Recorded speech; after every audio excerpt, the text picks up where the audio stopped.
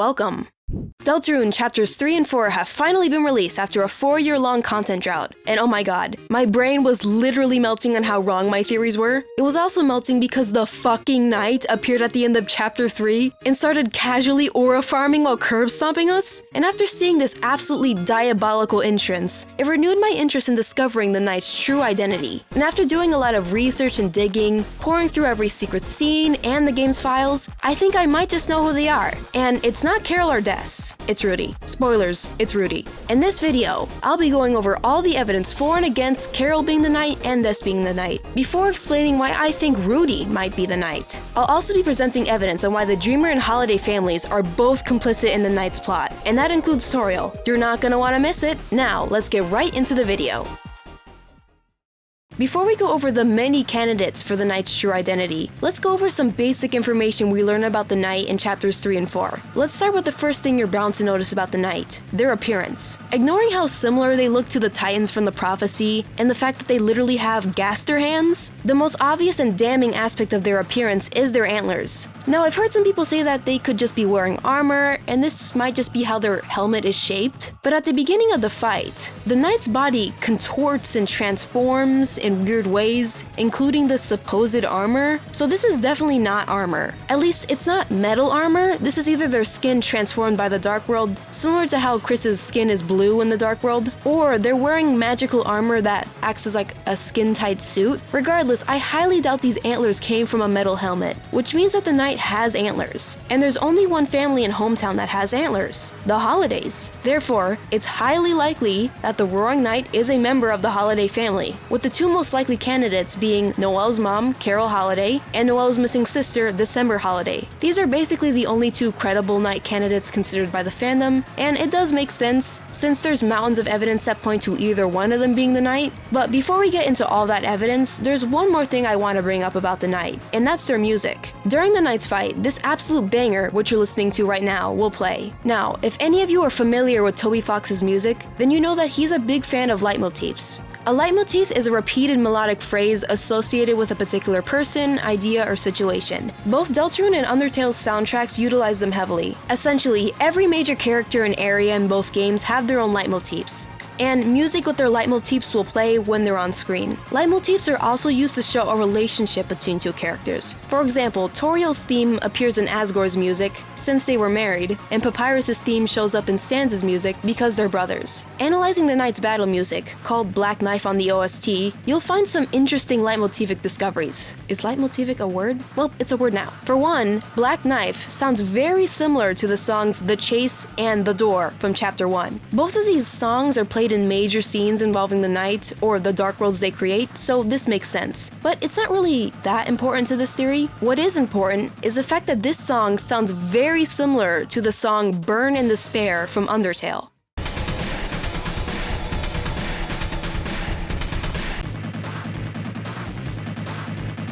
Interestingly, this song is associated with Azrael Dreamer since it plays during his boss fight. Azrael's leitmotif appearing in the knight's main theme implies that the knight was close to Azrael, no? Which can be used to narrow down the knight's identity further. Another song that I feel is referenced in Black Knife is Lost Girl. Like, maybe I've just gone insane after being exposed to 4 years worth of Deltarune brain rot, but I swear I can hear Lost Girl in this song. Like, I can't pinpoint any specific quotes of the song, but just listen to the damn thing. This song is like emanating Lost Girl from it.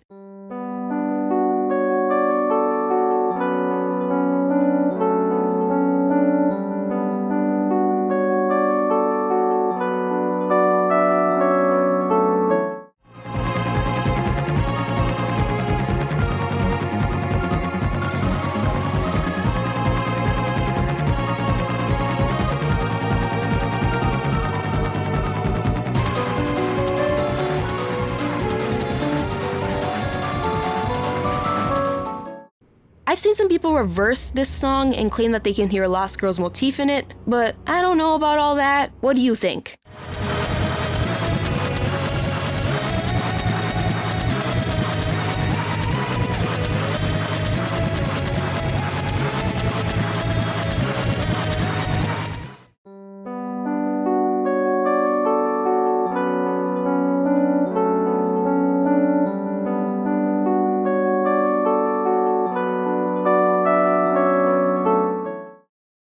Like, to be honest, I can't really hear it. Everyone in the comment section of a video I watched comparing the two swears they can hear it, but I just can't. The melodies have similar contours, but clearly they're not the same. Anyway, based purely on vibes, I still feel like this song is connected to Lost Girl in some way, and by extension, Noelle, and also maybe Des, since the rhythm minigame implies Des wrote the melody to Lost Girl on her guitar. But regardless, if you agree that these songs sound similar, this further connects the night to Noelle and the Holiday family. Anyway, that's all the new information we learn about the night that's relevant to this video. Now let's get into the night candidates. Let's start with the mayor. There's a lot of evidence pointing to her being the knight. Too much evidence, in my opinion. Almost like she's a red herring, but whatever. For one, the mayor is always described as being busy, and it's like, what could she possibly be so busy with? Hometown is a small town with literally no crime. So what sorts of things is Mayor Holiday getting up to all day, exactly? When we meet her for the first time, she comes off as cold and distant, literally lowering the temperature when she walks in the room. She also seems pretty confident in herself and has a particular disdain for Susie. The knight comes off as cocky and condescending in their boss fight, and they also seem to have it out for Susie, so they definitely fit the mayor's character profile. Another interesting thing about the knight is the fact that they seem to trust Chris. They might even be working with them. If the knight defeats the Fun Gang in battle, the knight will make Susie and Rousey swoon, but will spare Chris. Specifically, they'll go up to them and place their blade on their shoulder, almost like they're knighting Chris. Then, they'll leave and Chris will just play dead, implying Chris is working with the knight and is trying to hide that fact. This fact is further supported by Chris's behavior during the knight's fight. They will do far less damage than normal during the beginning stages of the fight, even less damage than Rousey, which is very unusual. It's only after a party member falls down that Chris starts doing more damage, or more likely, the damage they were always capable of doing but just chose not to. Along with Chris holding back, the knight also seems to hold back during their fight. The knight will never insta-kill Chris like they do Susie and Rousey after a certain amount of hits, and this combined with the fact that the knight knew Chris opened the TV Dark World, as evidenced by the fact that Tenna claimed to have spoken to the knight previously, proves that Chris and the knight are working together. And you wanna know who else is not so secretly working with Chris? The mayor. After Chris rips out their soul in chapter 4, you can overhear them talking to someone on the phone. This mysterious caller mentions something about the next Dark World. Then, they'll warn Chris not to let Susie get to the guitar, probably because the guitar contains one of the codes to the bunker, which is where the knight took Undyne at the end of chapter 3. They mention some stuff about Chris's soul, the red soul, and then the caller mentions that the next Dark World is gonna be opened in the church. So the person on the line is either the knight or they're working for the knight. And this caller is heavily implied to be Carol because after Susie gets the guitar, the caller says they'll be right over. And sure enough, moments later, the mayor shows up,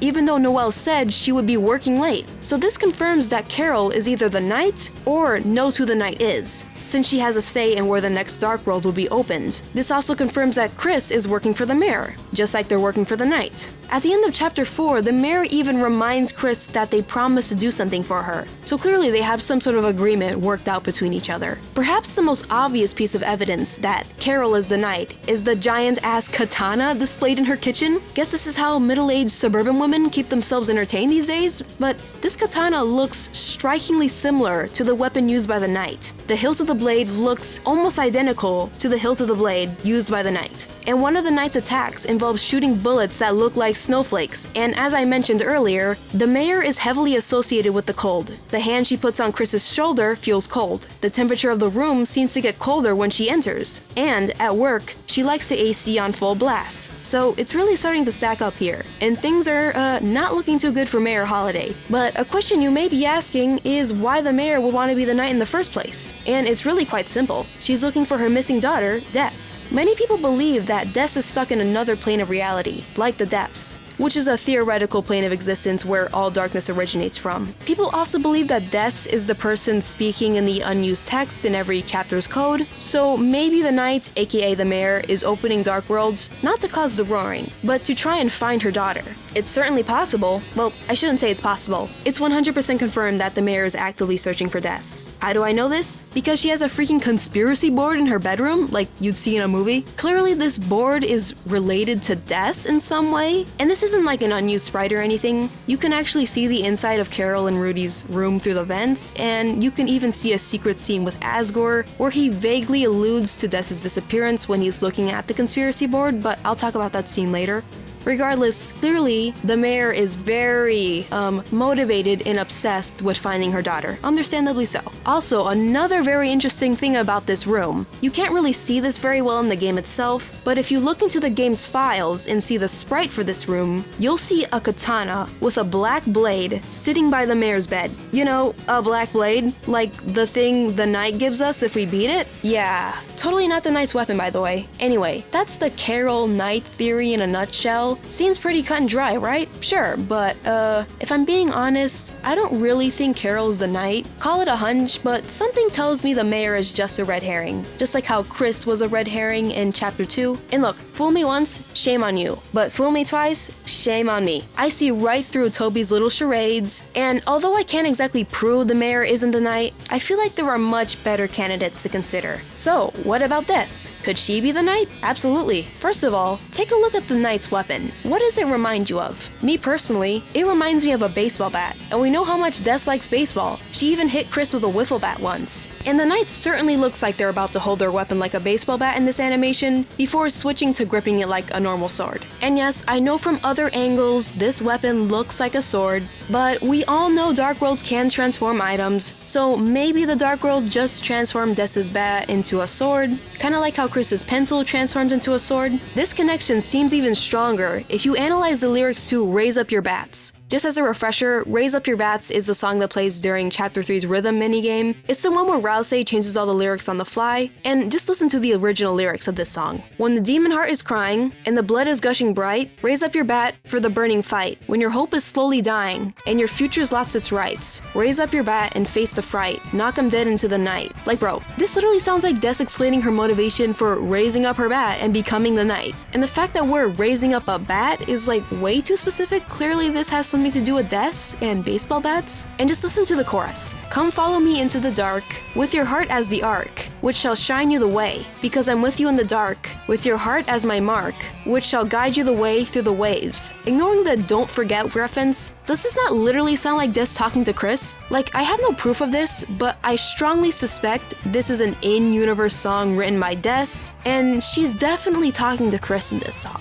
especially since it talks a lot about hearts, clearly referencing Chris's soul, so it kinda sounds like Des is encouraging Chris to do something, possibly related to creating Dark Worlds, and I guess also fighting. I admit I don't know her exact motives for becoming the knight or why she would want Chris to help her, but I don't think anyone will truly know until the next chapter is released. Like, there just isn't enough information to really glean her motive. But I feel like this baseball connection is strong. Speaking of baseballs, maybe I'm just tripping, but doesn't the ball the knight transforms into kind of look like a baseball? Am I the only one who sees this? Another piece of evidence pointing towards Des being the knight is the fact that the knight is left-handed. Just look at all of their animations. They almost exclusively swing their sword with their left hand. And do you want to know who else is left-handed? Des. If you look at Des's desk, you'll see that her mouse is on the left side of the computer, clearly indicating she's left-handed. Then there's all of the leitmotifs and the knight's theme that points towards Des. There's of course the superficial similarities between the track and Lost Girl, which might actually be Des's theme, not Noelle's, but that's up for debate. But the most interesting musical connection is the fact that one of Azriel's songs seems to have been the foundation that The Black Knight was written on. Why does this song sound so similar to Burn in Despair? Well, like I said, it's probably because the knight had a close personal relationship with Azriel. And since Des used to be friends with Chris and Azriel, this makes sense. Especially since Azriel was around the same age as Des, so they were likely the closest. Des may have even been in love with Azriel for all we know. But I'll stay away from fanfiction territory for this video. The last piece of evidence that points towards Des being the knight is the inspiration for the knight character. Basically, Toby Fox is a huge fan of the Mother series, and the knight is clearly inspired by an antagonist called the Masked Man from Mother 3. I'm about to spoil a huge part of Mother 3's plot, so if you don't want to hear that, I recommend you skip to this timestamp right now. Okay, so basically, for those of you who don't know, the main character of Mother 3 is a kid named Lucas, and Lucas had a brother named Klaus who ran away to get revenge on the animal that killed his mom. He ended up going missing for several years and no one knew where he was. Well, it turns out he died, and the main villain's army revived him and turned him into the Masked Man, Toriel, who is a major antagonist for Lucas. He, along with Lucas, are the only two people able to pull the 7 needles, and basically, the short of it is if an evil person pulls all of the 7 needles, then it'll cause the end of the world. So are we seeing the similarities between the Masked Man and the Knight? Both are masked or unidentifiable individuals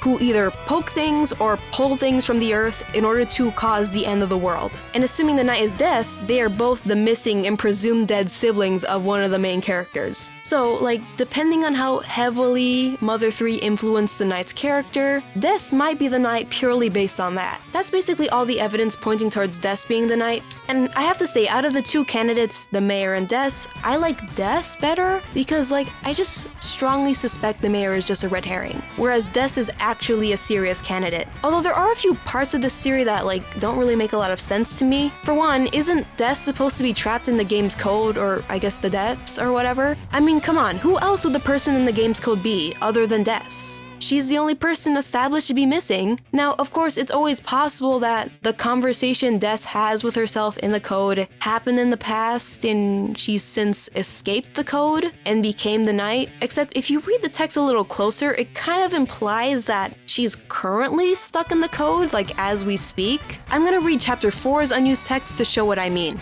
I'm starting to lose track of time. Has it been days? Hours? If someone told me it's been years, I might believe them. Before, the sun came up and so many wonderful things happened that made time meaningful. Things like breakfast or late night TV. In this place, I don't eat or drink anymore. I can't tell if I'm awake or dreaming. I can't even tell if I'm dead or alive. And it's just nothing but pitch black silence, except for this noise, the scratching noise I sometimes hear. This sounds crazy, but even though no one can hear me, when I hear that noise, I feel like someone's listening. Anyone, if you're there, thank you. So she's directly talking to us, the people looking through the game's code and reading the message right now. I guess the scratching noise is somehow caused by us. I guess by looking through the game's code, basically the fabric of its reality. This kind of implies that Des is trapped in the code right now as we speak, so can she really be the Knight? Also, if Des is the Knight, this kind of muddies up the motivation of the Mayor substantially, since it seems like the Mayor is desperately trying to find her daughter, but at the same time is working for the Knight to open up Dark Worlds in order to search for Des. And it's like if Des is the Knight, then she already found Des. She doesn't need to do all this. So that would mean she's opening Dark Worlds for another reason. That, or she somehow doesn't know the Knight is her daughter, maybe. But then, like, why is Des doing this? And why is she tricking her parents? I don't know. Feels a little confusing. I definitely think Des Knight has the most amount of evidence, but it adds a layer of complexity to the story, and unless you add a bunch of extra context and explanation that we're not privy to, it kind of doesn't make a ton of sense. So I guess Carol Knight makes more sense, but like I said, I don't think the Mayor is a very satisfying option. So what are we left with here? Well, there is one holiday we have yet to consider, and it's not Noel because, like, the Knight is way too big to be Noel. It's Rudy. Couldn't he be the Knight? Rudy would have, like, the same motivations to open up Dark Worlds as his wife, to find Des, and pretty much every bit of evidence that implicates Caro also implicates him, like the black katana on the foot of his bed. Again, totally not the Knight's weapon, by the way. And is Rudy really just a sick, dying man? Or is there more to him? Could he have a dark side that he hides behind his friendliness and his illness? I admit I latched onto the Rudy is the Knight theory on my first playthrough, purely based on vibes, but through the power of confirmation bias, I have found quite a few hints that point to old Rootster being more than he seems. The first thing is his illness. At first, it seems like Rudy is completely bedbound, making it impossible for him to be the Knight, except we see in chapter 4 that Bro can definitely walk.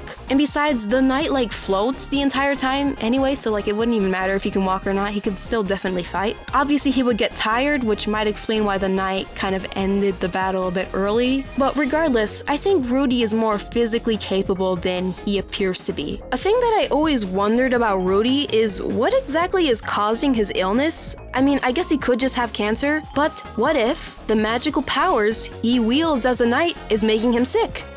At first, this seems like a baseless claim, but there is some evidence that the Knight's powers can make people sick. Case in point, Chris. They get physically ill during the Knight's boss fight, and this can't just be nervousness. I mean, just read these descriptions. You felt lightheaded, your vision narrows, your chest feels tight, you felt your chest twisting, you felt a migraine coming on, your heartbeat becomes twisted. Like, bro needs life alert. These are like the textbook symptoms of a heart attack. And what's interesting is the fact that the knight notices that Chris is getting sick and reacts to it. Chris coughed. The knight slowly tilts its head. So the knight is getting concerned when Chris starts coughing, which is very interesting because coughing is the main symptom of Rudy's illness. So it's almost like the knight cares about Chris and doesn't want him to get sick like he is. Now, this line does appear later in the fight, so it's always possible that this is just Chris's way of signaling to the knight like, hey, you're getting washed here, can we maybe wrap things up?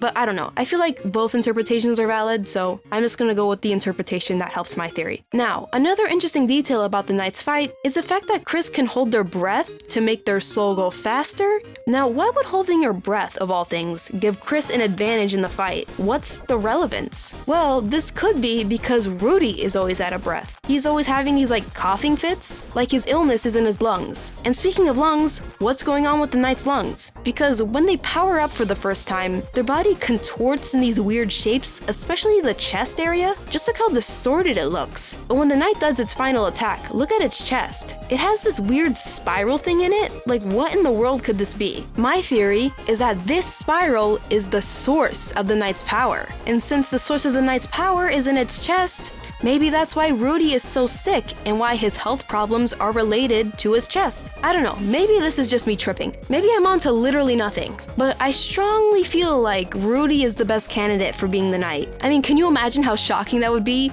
The intrigue, the drama if Rudy was the knight? I know, it's hard to believe that a nice guy like Rudy would be the knight, especially when the knight is so arrogant in their fight and seems to have a very antagonistic relationship with Susie, since Rudy seems to like Susie, but I don't know. He did threaten to kick her ass that one time, so who knows? Maybe the knight is like his bad boy alter ego or some shit. Either way, I feel like narratively, Rudy makes the most amount of sense to be the knight, because otherwise he's pretty much a nothing character. Like, I guess he's sick and Noelle's dad and also might die later, but I don't know. Whenever I make a video on why such and such person is the knight, I always ask myself, does this person's character improve if they're the knight? Do they become more interesting and compelling if they're the knight? And I feel like with Rudy, that's a hard yes. You know, I should probably say that even if Rudy is the knight, that doesn't mean Carol is innocent. As Chris's phone call proves, she's heavily involved in the decision making on where the knight opens each dark world. And of course, the desk conspiracy board is in his freaking bedroom. So yeah, if Rudy is the knight, he's definitely closely working with his wife. He's basically the bronze of the operation and Carol is the brains. Now, there's one last thing I want to bring up with this whole Rudy knight thing, and that's the timeline.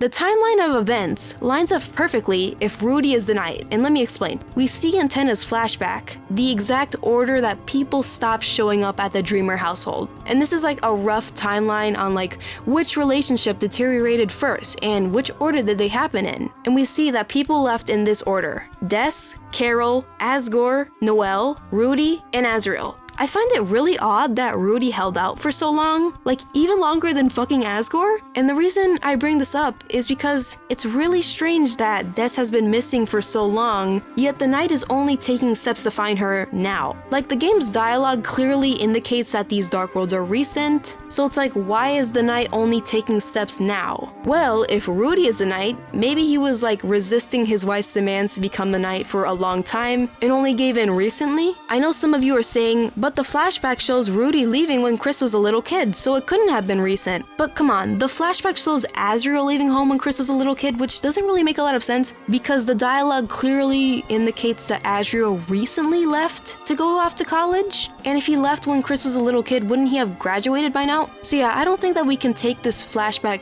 super literally. I think it just shows the general order that people left. But of course, any number of years could have taken place between each disappearance. So Rudy leaving could still be a semi-recent development. Obviously, it wouldn't have happened immediately before Chapter 1, since he would still have to be the knight for long enough to get sick. But maybe he was opening Dark Worlds off screen prior to Chapter 1, only to put his plan into full effect now. I admit this argument is a bit of a stretch, but I thought I would point it out. That's basically my theory on why Rudy is the knight, and there are a few holes in this theory, like how the knight's song references one of Azrael's songs, implying that the knight was close to Azrael, which isn't necessarily true of Rudy. Like, yes, Rudy was friends with Azriel's parents and spent a lot of time with him in like a group setting, but I don't see any evidence of them having a very strong one-on-one relationship. I guess the motif in Burn in Despair could just be used to represent a situation or a feeling rather than a specific person, but I admit that this part of the theory is a bit weak. Another problem with the theory is the fact that the knight opened the Dark World in the same room as Noelle, and it's pretty inconceivable to me that Rudy would endanger his daughter like that, especially when he's so protective of her. I mean, I guess you could make the same argument for the mayor and Des, like why would the mayor want to endanger her daughter like that? I mean, she is a strict parent, but it seems like she still cares about Noelle. And why on earth would Des want to hurt Noelle when Des has been shown to be very protective of her in the past? So perhaps this means that Noelle and Birdley entered the computer lab after the Dark World was created, meaning the knight had no idea Noelle was gonna fall in. But I don't know, I feel like their position in the room implies that they were already in the computer lab when the Dark World was created, so maybe this is just a plot hole or there's something I'm not seeing. I don't know. At this point, I want to point out that it doesn't necessarily matter if Carol or Rudy is the knight, since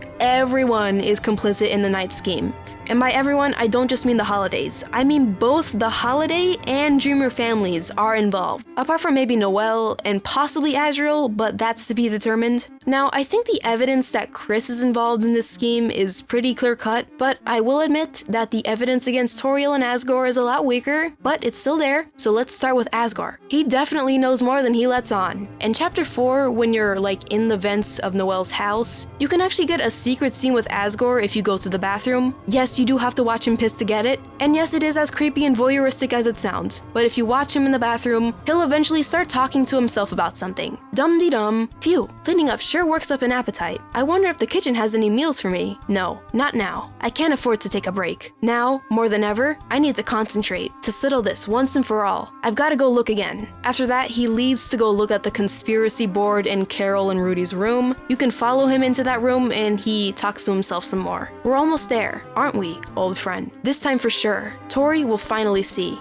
what really happened, that I just wanted to protect everyone. And this time, she'll have to believe me. They all will. Then, we'll all be a happy family again, won't we? It sure is beautiful, isn't it? This black shard. Like, bro, what? He's literally talking about the fucking black shard the knight gives us. This means he's absolutely in cahoots with the knight, no? And bro, what is Unk planning? Is he deadass gonna open a dark world with that katana? And we all know what Asgore is capable of when he's pushed into a corner, so frankly, I'm afraid for everyone's safety. But sorry, let me get back on topic. Not only does it seem like Asgore feels indebted to the mayor and is actively searching for Des, but he literally mentions the knight's weapon. There's no way he doesn't know about the Holiday's plot to open more dark worlds to find Des. He absolutely has to know. Now let's move on to Toriel. I just want to preface this by saying that most of the evidence for this theory comes from the game's code as opposed to anything you can encounter playing normally. You could even argue that some of this is unused content, and I know some people don't consider that stuff canon, but it is in the code and I'm gonna talk about it. And Toby does like leaving clues in his code to add more lore to the story anyway, so yeah. Here's the evidence that Toriel might know more than she lets on. Shout out to JuiceCube on YouTube for making this discovery. I'll link their video in the description below, but basically, in the map for the Ice Palace level in the secret NES game, most of the mobs in there have their own placeholder sprites in the level editor. The placeholder for the little hooded ice mage is a deer, and the ice mage is also called a deer in the files, so this is clearly Noelle, but along with there being like this normal looking brown deer, there's also a black deer placeholder sprite, and it's used in that room with the little weird black monster that mirrors her movements. The placeholder for this sprite is called sprite_board_deer_black. So like, can we all agree that this is totally Des? Like, the brown counterpart is clearly Noelle, so wouldn't the black counterpart be Des? Anyway, if you analyze the code for the black deer placeholder, you'll see that this placeholder has a lot of weird properties and characteristics to it. It's definitely not normal for a placeholder sprite. Like with the brown deer, it's just a regular placeholder. There isn't anything interesting with it. But with the black deer, there's a lot of interesting properties and extra code that doesn't seem to do anything. For one, when the black deer spawns, the code initializes a variable called Toriel Toriel and sets it to true. This Toriel variable seems to control whether or not the black deer is replaced with the black monster in the game. Basically, it checks if the Toriel variable is true, and if it is, it will replace the black deer sprite with the black monster sprite. If you get rid of this line or you set the Toriel variable to false, then the black deer will spawn in place of the black monster.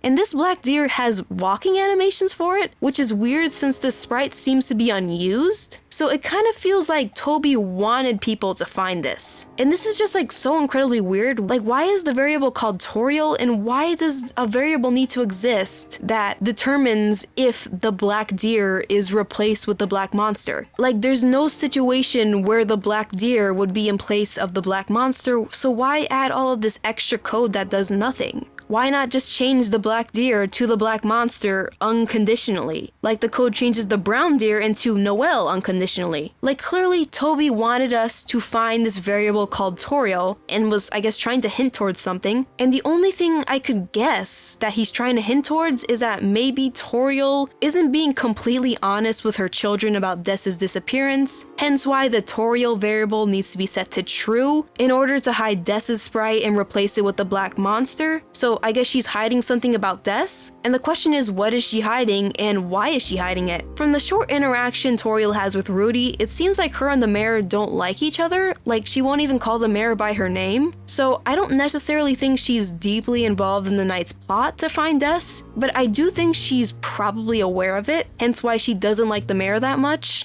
Editing me here. One thing I forgot to mention is the fact that there's evidence Toriel is rooting for the Knight. If the Knight defeats you in battle and you check Toriel, the narration will say she's sleeping peacefully. But if you beat the Knight in battle, the narration will say her face is contorted. It looks like she's having a nightmare. I just find that really interesting. Do with that information what you will, but I think it makes her look pretty sus. Anyway, let's get back to the video. But regardless, clearly all of the adults in these families are either directly complicit in the Knight's plan or are aware of it and aren't doing anything to stop it. And now they've wrapped in poor Chris. Like, I genuinely feel bad for them. I don't think there's a single adult truly looking out for their best interests. Like, why on earth would you involve a child in your psychotic evil plan? Like, drop some prayer emojis in the comments for Chris, because I don't know. There's a lot of bad parenting going on in this game. This is the end of the video, but if you enjoyed it, make sure to like, comment, and subscribe for more Undertale Deltarune theory content. And if you want to support me in a more personal way, consider becoming a channel member or joining my Patreon to get updates and early access to future videos. Thank you to my wonderful members: Mira Jaded, Silly Willy Billy Silly, Gray Leno, Shoshi, Frenchinator, Wolfish Mass, Pokio, Ronin Faria, Ritalin, Noha, Shrumori17, S-Rod, The D-Man Dude, Samu Pikarainen, Mojo Janji, Droid Petty, Zephyrus, Awesome Andrew Games, Raul Hernandez Santamaria, Mego's Hideout, Ethan, Nesret, Alexander, NRD Stream, Lucas Henrique, Zam, Satichi, Cyberweaver, FM Rewind, The Realist, Olifs, XYZ, Dan Trunky Rusuki, Chris, It's Vinny, Lou, Game Machine HQ, I'm Diaz, Can Be Spooked, FaZe Kaz, Revolves, Miss Trap, and Zenith. I hope you all are having a wonderful day. Thank you for watching my video. Bye-bye.